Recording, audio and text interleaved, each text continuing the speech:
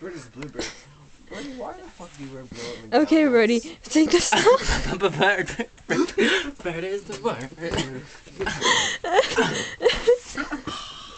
Do that for like 5 minutes. It really hurts.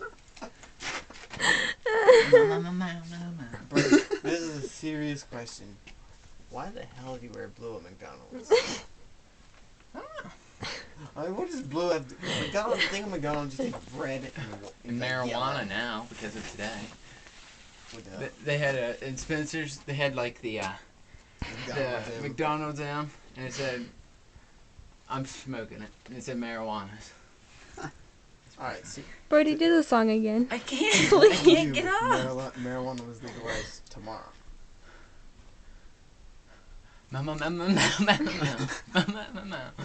That's why. If marijuana was legalized tomorrow, what would you do? Probably go to work. And ask for marijuana. Alright. This is an even serious question. If you were the bad guy in a horror movie, who would you kill first? Out of what? Everyone here. Oh, everyone here? Yep.